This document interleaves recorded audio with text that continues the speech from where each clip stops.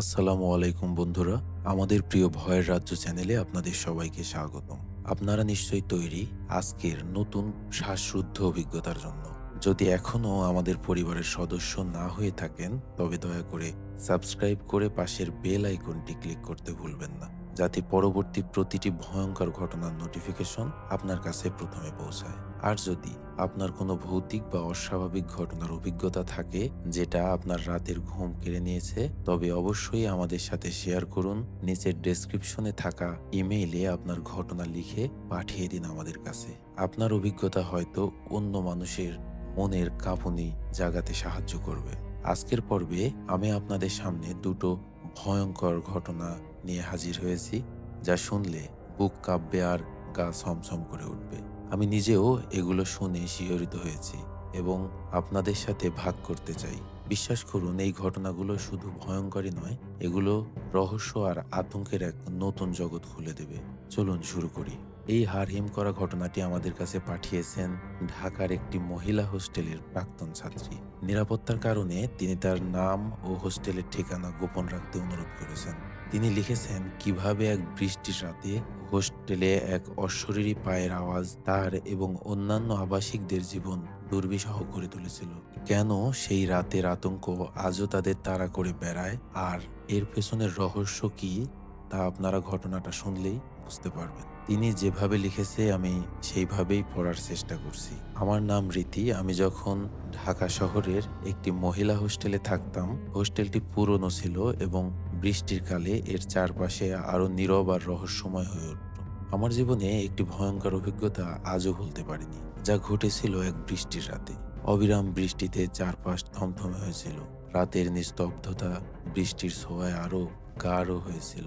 হোস্টেলে প্রায় সব ছাত্রী তখন নিজেদের রুমে ঘুমিয়ে, কেবল কয়েকজন জেগেছিল যাদের পরীক্ষা ছিল বা যারা বৃষ্টির শব্দ উপভোগ করছিল। আমিও আমার রুমের জানালার পাশে বসে বৃষ্টি দেখছিলাম। ভেজা বাতাস আর বৃষ্টির ঝিরিঝিরি শব্দে কেমন যেন একটা বিষণ্ণতা ছেয়েছিল মনে। রাত তখন প্রায় 2টো হবে। হঠাৎ বাইরের করিডোরে কিসের যেন শব্দ শুনতে পেলাম। প্রথমে ভেবেছিলাম হয়তো অন্য কোনো ছাত্রী ওয়াশরুমে যাচ্ছে, কিন্তু শব্দটাও অন্যরকম ছিল। যেন কেউ খালি পায়ে হেঁটে যাচ্ছে আর তার পায়ের পাতা ভিজে থাকায় চপ চপ আওয়াজ হচ্ছে। হোস্টেলের নিয়ম অনুযায়ী এত রাতে কারোরই করিডোরে থাকার কথা নয়, আর সবার স্যান্ডেল বা অন্য কিছু পরার কথা। খালি পায়ের আওয়াজটা আমার কাছে খুবই অস্বাভাবিক মনে হলো। আমি কান খাড়া করে শুনলাম। আওয়াজটা আমার রুমের দরজার দিকেই আসছে। আমার বুকের ভেতরটা ধক করে উঠল। এত রাতে কে খালি পায়ে হাঁটছে? ভয়ে আমার সারা শরীর ঠান্ডা হয়ে গেল। আমি আমার রুমের লাইট বন্ধ করে দরজার কাছে দাঁড়ালাম। আওয়াজটা দরজার ঠিক বাহিরে এসে থেমে গেল। আমার মনে হলো যেন কেউ দরজার ওপাশেই নিঃশ্বাস ফেলছে। আমি ভয়ে কাঠ হয়ে গেলাম। আমার সাহস ছিল না দরজা খোলার। কয়েক মিনিট এভাবে কেটে গেল। তারপর আবার সেই খালি পায়ের আওয়াজ ধীরে ধীরে করিডোরের অন্য প্রান্তের দিকে চলে যাচ্ছে। আমার রুমমেট তনরা জেগে উঠে জিজ্ঞেস করলো, কিসের আওয়াজ রীতি? এত রাতে কে হাঁটে? আমি তাকে সব বললাম। প্রথমে সে বিশ্বাস করতে চাইল না, কিন্তু তার মুখ ফ্যাকাশে হয়ে গেল। সে ফিসফিস করে বলল, কি বলছিস? এমন তো আগে কখনো শুনিনি।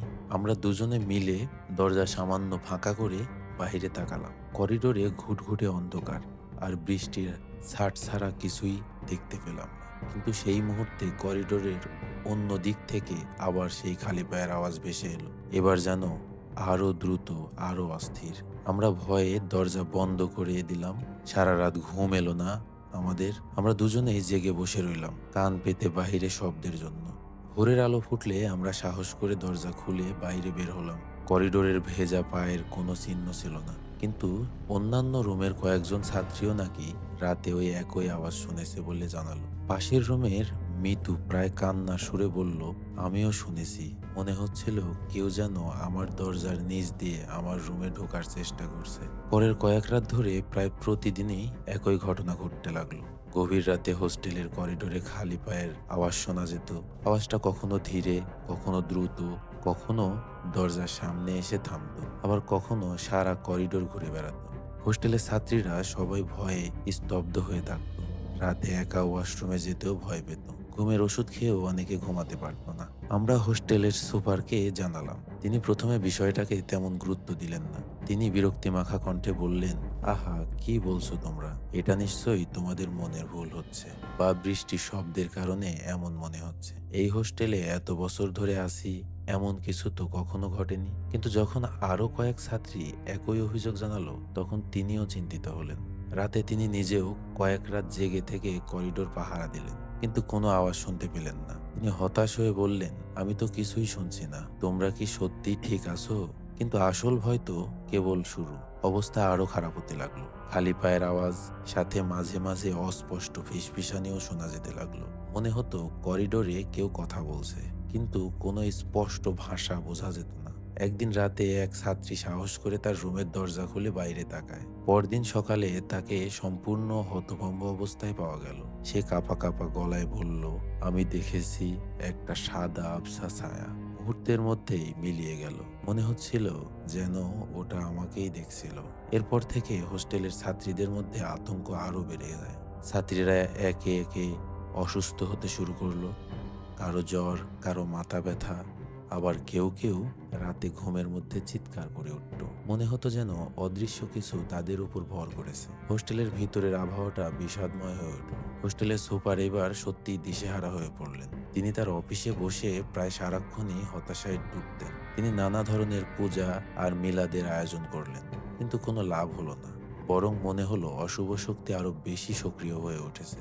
একদিন রাতে একজন ছাত্রী হঠাৎ তার রুমে জ্ঞান হারায়। যখন তাকে হাসপাতালে নিয়ে যাওয়া হলো, ডাক্তাররা কোনো শারীরিক অসুস্থতা খুঁজে পেলেন না, কিন্তু মেয়েটি কিছুতেই জ্ঞান ফিরছিল না।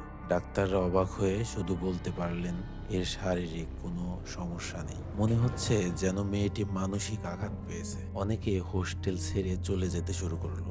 আমিও খুব ভয় পেয়েছিলাম। আমার মনে হতো ওই অশরীরী পায়ের আওয়াজ যেন ক্রমশ আমার দিকে এগিয়ে আসছে। রাতে আমার মনে হতো কেউ আমার রুমের বাইরে দাঁড়িয়ে আছে, দরজায় ধাক্কা দিচ্ছে। আমি ঘুমাতে পারতাম না। সব সময় একটা অজানা ভয় আমাকে কুরে কুরে খেত।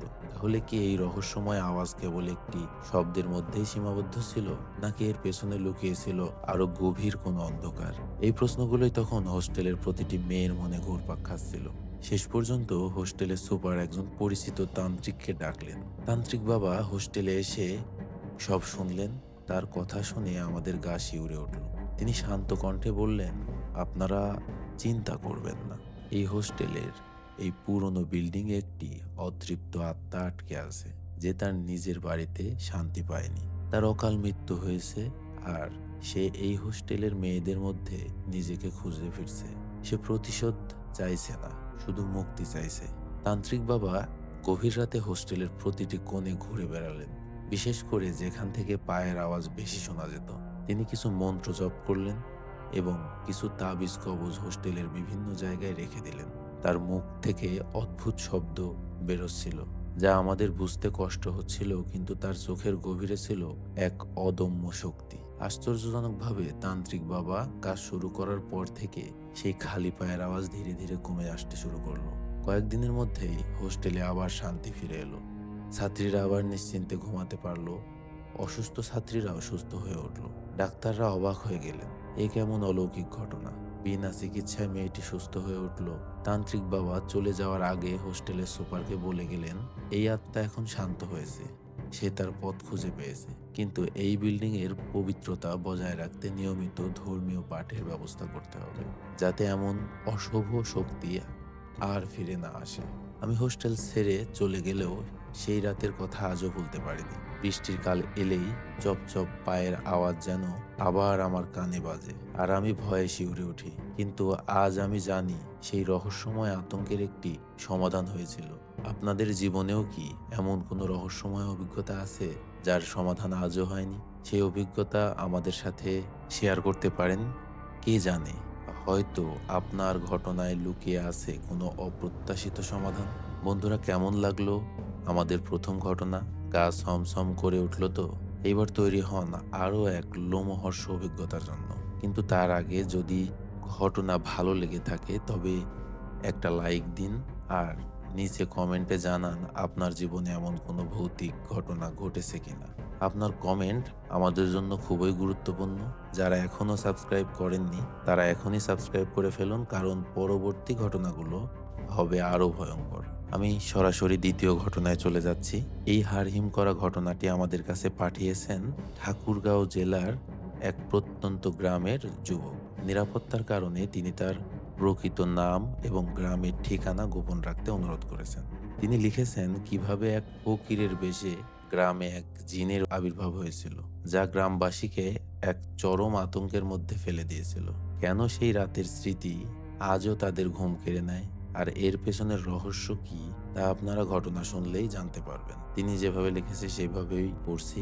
আমার নাম হাসান। আমি ঠাকুরগাঁও জেলার এক ছোট্ট গ্রামের ছেলে। আমাদের গ্রামটি ছিল খুব শান্ত ও সহজ সরল মানুষের গ্রাম। কিন্তু বছরখানেক আগে আমাদের গ্রামে এমন এক অস্বাভাবিক ঘটনা ঘটেছিল যা আজও আমাদের রাতের ঘুম কেড়ে নেয়। সেই ঘটনাটি ছিল এক রহস্যময় ফকিরের বেশে জিনের আবির্ভাবকে কেন্দ্র করে। ঘটনার সূত্রপাত হয় একদিন দুপুরে। আমাদের গ্রামের পাশ দিয়ে বয়ে গেছে একটি মেঠো পথ। সেই পথ ধরে অদ্ভুত চেহারার ফকির গ্রামে প্রবেশ করলেন। তার পরনে ছিল ময়লাযুক্ত পুরনো আলখাল্লা, মাথায় ছিল এলোমেলো চুল, আর মুখে ছিল অস্বাভাবিক গোঁফ দাড়ি। তার চোখ দুটো ছিল অস্বাভাবিকভাবে লাল, আর সে কারো দিকে তাকালে মনে হতো যেন তার চোখের ভেতর আগুন জ্বলছে। তার হাতে ছিল একটি কাঠের লাঠি, যা দিয়ে সে হাঁটছিল আর মাঝে মাঝে মাটিতে ঠুকে অদ্ভুত শব্দ করত। গ্রামের মানুষ এমন ফকির আগেও দেখেছে, তাই প্রথম দিকে কেউ তাকে তেমন গুরুত্ব দেয়নি। ফকিরটি গ্রামের বিভিন্ন বাড়িতে গিয়ে আশ্রয় চাইত এবং কারো কারো কাছে ধান চাইত, কিন্তু সে কারো সাথে সরাসরি কথা বলতো না, কেবল ইশারায় তার চাহিদা জানাতো। তার উপস্থিতি গ্রামের বাতাসে একটা অদ্ভুত অস্বস্তি ছড়িয়ে দিচ্ছিল। ফকিরটি দিনের বেলা গ্রামের এদিক সেদিক ঘুরে বেড়াতো, কিন্তু সন্ধ্যা হলেই গ্রামের বাইরে অবস্থিত পুরনো বট গাছটার নিচে চলে যেত। বট গাছটা ছিল গ্রামের কবরস্থানের পাশে, আর তার চারপাশ ছিল বেশ নির্জন। গ্রামের মানুষ বলা বলি করতে লাগলো, এই ফকিরটা কি আসলেই মানুষ নাকি কোনো অশরীরী আত্মা। প্রথম অস্বাভাবিক ঘটনাটি ঘটল গ্রামের মোড়ের চা দোকানে। গভীর রাতে যখন সবাই ঘুমিয়ে, তখন চা দোকানের মালিক আলিম ভাই হঠাৎ শুনতে পান বাইরে থেকে কেউ তার দোকানের শাটার খোলার চেষ্টা করছে। তিনি উঠে গিয়ে দেখেন ফকিরটি তার দোকানের সামনে দাঁড়িয়ে শাটার খোলার চেষ্টা করছে। আলিম ভাই জিজ্ঞেস করলেন, কি চাইছো? এত রাতে এখানে কি করছো? ফকিরটি তার দিকে অদ্ভুত লাল চোখে তাকিয়ে একটা বিকট হাসি দিল। সেই হাসি এতটাই ভয়ঙ্কর ছিল যে আলিম ভাই ভয়ে চিৎকার করে জ্ঞান হারালেন। সকালে যখন আলিম ভাইয়ের জ্ঞান ফিরল, তখন তিনি কাঁপতে কাঁপতে সেই রাতের ঘটনা বর্ণনা করলেন। তার মুখ সাদা হয়ে গিয়েছিল, যেন জীবনটা তার ভেতর থেকে শুষে নেওয়া হয়েছে। তিনি বারবার শুধু বলতে লাগলেন, ওটা মানুষ ছিল না, ওটা মানুষ ছিল না, ওর চোখ দুটো যেন আগুনের গোলা ছিল। তার কথা শুনে গ্রামের মানুষের মনে এক চরম আতঙ্ক সৃষ্টি হলো। সবাই নিশ্চিত হলো এই ফকির আসলে মানুষ নয়, এটা নিশ্চয়ই কোনো জিন। তার চোখের লাল আভা, অদ্ভুত হাসি আর রাতে তার চলাফেরা সবকিছুই জিনের লক্ষণ। তারপর থেকে গ্রামে একের পর এক অস্বাভাবিক ঘটনা ঘটতে লাগলো। রাতের বেলায় যখন গ্রামে নীরবতা নেমে আসতো, তখন নাকি ফকিরটিকে গ্রামের বিভিন্ন বাড়ির ছাদে বা গাছের মগ ডালে দেখা যেত। তার সেই লাল চোখগুলো অন্ধকারে জ্বলজ্বল করত। অনেকে নাকি তার ছায়া দেখেছে, যা মুহূর্তের মধ্যে মিলিয়ে যেত। গ্রামের কিছু ছোট ছেলে মেয়ে রাতে ঘুমের মধ্যে চিৎকার করে উঠত, আর সকালে বলতো তারা নাকি স্বপ্নে সেই ফকিরকে দেখেছে। তাদের মুখ থেকে সেই ভয়ের ছাপ স্পষ্ট ছিল, যা দেখে বড়রাও শিউরে উঠল। একজন শিশু ভয়ে কুকড়ে গিয়ে বলেছিল, ফকিরটা আমার ঘরে এসেছিল, আমার নাম ধরে ডেকেছিল। গ্রামের মানুষ ভয়ে জড়সড় হয়ে থাকতো। তারা রাতে ঘর থেকে বের হওয়া বন্ধ করে দিল। ফসল নষ্ট হতে লাগলো, কারণ ভয়ে কেউ মাঠে যেত না। মনে হচ্ছিল পুরো গ্রামটা একটা অদৃশ্য শক্তির কবলে পড়ে আছে। এই ফকিরের বেশে জিন কি গ্রামের ওপর কোনো অশুভ প্রভাব ফেলেছে, নাকি এর পেছনে লুকিয়ে আছে আরো বড় কোনো বিপদ? এই প্রশ্নই তখন গ্রামের প্রতিটি মানুষের মনে ঘুরপাক খাচ্ছিল, আর রাতের ঘুম হারাম হয়ে গিয়েছিল। গ্রামের বয়স্করা মিলে সিদ্ধান্ত নিলেন এই ফকিরকে গ্রাম থেকে তাড়াতেই হবে। তারা প্রথমে স্থানীয় মসজিদের ইমাম সাহেবকে ডাকলেন। ইমাম সাহেব সব শুনে বললেন, এই ধরনের জিন খুব শক্তিশালী হয়, আর তাদের সরাসরি মোকাবেলা করা খুবই বিপজ্জনক। আমাদের আল্লাহর কাছে সাহায্য চাইতে হবে। তিনি কিছু দোয়া দরুদ পড়লেন এবং গ্রামের মানুষকে আল্লাহর কাছে সাহায্য চাইতে বললেন। কিন্তু ইমাম সাহেবের দোয়ায় কাজ হলো না। বরং মনে হলো জিনটি আরো বেশি সক্রিয় হয়ে উঠেছে। একদিন রাতে ইমাম সাহেবের ঘরের বাহিরে থেকে অদ্ভুত আওয়াজ আসতে লাগলো, আর তার ঘরের সব আসবাবপত্র নিজে নিজেই নড়তে শুরু করলো। ইমাম সাহেব সেদিন নিশ্চিত হলেন এটা সাধারণ কোনো জিন নয়। তিনি ফিস ফিস করে বললেন, এ তো আমার সাধনার বাইরে, এ এক ভয়ঙ্কর বিপদ। এর শক্তি সাধারণ জিনের থেকে অনেক বেশি। এবার গ্রামের জন্য আসল পরীক্ষা। গ্রামের একমাত্র স্কুল শিক্ষক, যিনি শহরে লেখাপড়া জানা মানুষ ছিলেন, তিনি এই অলৌকিক ঘটনা বিশ্বাস করতেন না। তিনি মনে করতেন এটা হয়তো কোনো মানসিক রোগগ্রস্ত মানুষ। তিনি সাহস করে ফকিরের কাছে গেলেন এবং তার সাথে কথা বলার চেষ্টা করলেন। কিন্তু ফকিরটি তার দিকে তাকিয়ে আবার সেই বিকট হাসি দিল, আর শিক্ষকের সারা শরীরে কাঁপুনি ধরল। শিক্ষক জ্ঞান হারালেন এবং তাকে হাসপাতালে ভর্তি করতে হলো। তার জ্ঞান ফিরলে তিনি কেবল একটি শব্দই বারবার উচ্চারণ করছিলেন, ওটা মানুষ নয়, ওটা মানুষ নয়, আমি ওর চোখ দেখেছি। গ্রামের মানুষ তখন এক চরম হতাশায় ডুবলো। সবাই বুঝতে পারলো এটা কোনো সাধারণ সমস্যা না। এই পরিস্থিতি থেকে মুক্তি পাওয়া সম্ভব ছিল, নাকি এই ফকিরের বেশে জিন গ্রামের ওপর চিরতরে রাজত্ব করবে। গ্রামের প্রতিটি পরিবারে কান্নার রোল পড়ে গিয়েছিল। সবাই ভাবছিল তাদের গ্রাম কি এবার শেষ হয়ে যাবে। শেষ পর্যন্ত গ্রামের কয়েকজন সাহসী যুবক সিদ্ধান্ত নিল তারা নিজেরাই এই জিনের মোকাবেলা করবে। তারা বহুদূর থেকে একজন বিখ্যাত আলিমকে খবর দিল, যিনি জিনদের নিয়ে কাজ করতে পারতেন। আলিম সাহেব গ্রামে এসে সব শুনলেন। তার চোখে ছিল এক অদ্ভুত দীপ্তি, কিন্তু শান্ত কণ্ঠে বললেন, চিন্তা করবেন না, আল্লাহর রহমতে এর সমাধান হবে। এই জিনটি গ্রামের ভেতর প্রবেশ করেছে, আর সে গ্রামের মানুষদের ভয় দেখিয়েছে, তাদের শক্তি কেড়ে নিতে চাইছে। এটি একটি অত্যন্ত চালাক জিন, আর ফকিরের বেশে সে গ্রামের বিশ্বাসকে দুর্বল করতে চাইছে। কিন্তু আল্লাহর শক্তি সবচেয়ে বড়। আলিম সাহেব 3 দিন ধরে গ্রামে অবস্থান করলেন। তিনি প্রতিদিন গ্রামের বিভিন্ন প্রান্তে গিয়ে কোরআনের আয়াত পাঠ করতেন। তৃতীয় দিন রাতে তিনি বট গাছের নিচে গিয়ে একটি বিশেষ রুকাইয়া শুরু করলেন। যখন তিনি মন্ত্র জপ করছিলেন, তখন বট গাছ থেকে এক বিকট আর্তনাদ ভেসে এলো। মনে হলো যেন গাছটি কাঁপছে, আর তার ভেতর থেকে কোনো অদৃশ্য শক্তি বেরিয়ে আসার চেষ্টা করছে। সেই শব্দে মাটি কাঁপছিল, গাছের পাতা ঝরে পড়ছিল, আর পুরো এলাকা যেন অজানা আতঙ্কে ডুবে গিয়েছিল। আলেম সাহেব তার দোয়া চালিয়ে গেলেন, আর সেই আর্তনাদ ধীরে ধীরে কমে আসতে লাগলো। ভোরের আলো ফোটার সাথে সাথে বটগাছের চারপাশ থেকে একটি তীব্র গন্ধ ভেসে এলো, যা ছিল খুবই অপ্রীতিকর। আলেম সাহেব বললেন, আল্লাহর রহমতে জিনটি চলে গিয়েছে, আর সে কখনো গ্রামে ফিরে আসবে না। তোমাদের বিশ্বাসই ছিল তোমাদের শক্তি। সেই দিনের পর থেকে সেই ফকিরটিকে আর গ্রামে দেখা যায়নি। গ্রামের মানুষ স্বস্তির নিঃশ্বাস ফেললো, অসুস্থরা ধীরে ধীরে সুস্থ হয়ে উঠল, আর গ্রামে আবার শান্তি ফিরে এলো। সেই রাতের ভয়াবহ স্মৃতি আজও আমাদের মনে গেঁথে আছে। আমরা আজও জানি না সেই ফকিরের বেশে কে ছিল আর কেন সে আমাদের গ্রামে এসেছিল। তবে আমরা শিখেছি, যখন কোনো বিপদ আসে তখন একতাবদ্ধ হয়ে আল্লাহর সাহায্য চাইলে সব সমস্যার সমাধান সম্ভব। আপনাদের গ্রামেও কি এমন কোনো রহস্যময় চরিত্র ছিল যার পরিচয় আজও অজানা? সেই সব ঘটনা আমাদের কাছে পাঠাতে ভুলবেন না। বন্ধুরা, আজকের এই ভয়ানক 2 ঘটনার শেষ হলো। আশা করি আপনাদের ভালো লেগেছে। আপনারাও যদি কোনো ভৌতিক বা অস্বাভাবিক অভিজ্ঞতা ভোগ করেন, তা আমাদের সাথে শেয়ার করুন। নিচের ডেসক্রিপশনে দেয়া ইমেইলে আপনার ঘটনা লিখে পাঠিয়ে দিন আমাদের কাছে। আপনার ঘটনা হয়তো অনেকের জন্য সতর্কতা এবং গাইডলাইন হবে। ভিডিওটি ভালো লাগলে লাইক দিন, শেয়ার করুন এবং সাবস্ক্রাইব করতে ভুলবেন না। আমাদের সঙ্গে থাকার জন্য ধন্যবাদ। আগামী পর্বে আবার দেখা হবে অন্য এক ভয়ের ঘটনা নিয়ে। আসসালামু আলাইকুম ওয়া রাহমাতুল্লাহি ওয়া বারাকাতুহু।